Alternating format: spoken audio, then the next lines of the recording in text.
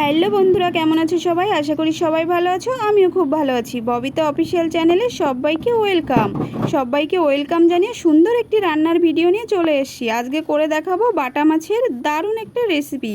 ভিডিওটা শেষ পর্যন্ত দেখতে থাকো। প্রথমেই বাটা মাছ নিয়ে নিয়েছি, মাছটাকে আগেই কেটে নিয়েছি। কিছুটা আলু, চাইলে তোমরা আলু নাও দিতে পারো, কাঁচা লঙ্কা, আদা, জিরে, সর্ষে, হলুদ, লবণ, সমস্ত উপকরণগুলো আমি নিয়ে নিয়েছি। এদিকে সরিষার তেলও নিয়ে নিয়েছি। চলো রান্নাটা শুরু করা যাক। প্রথমেই কড়াই বসিয়ে দিয়েছি, কড়াইতে তেল দিয়ে দিয়েছি। তেলটা গরম হয়ে গেছে, একে একে মাছগুলোকে দিয়ে দেব। মাছগুলোকে সুন্দর করে ভেজে নেব। মাছটা দিকে ভাজা হোক, আমি এদিকে মশলা করে নেব। আদা, জিরে আর কাঁচা লঙ্কাটা পেস্ট করে নেব।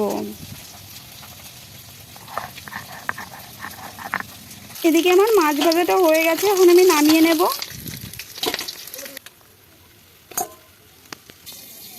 মশলাটাও আমার প্রায় পেস্ট হয়ে গেছে। মাছ ভাজার পরে যে তেলটা রয়েছে ওর ভিতরে আমি আলুটা ভেজে নেব।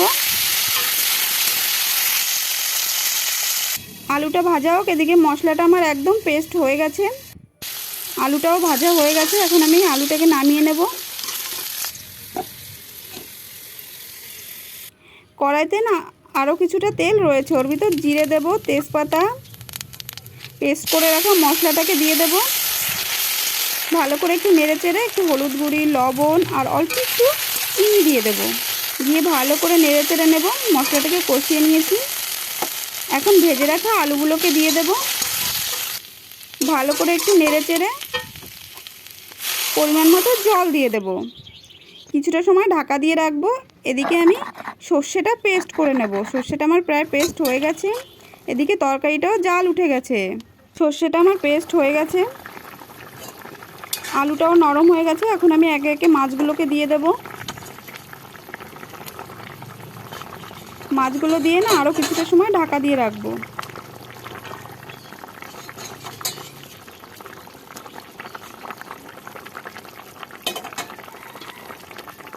তরকারিটা আমার প্রায় রেডি হয়ে গেছে।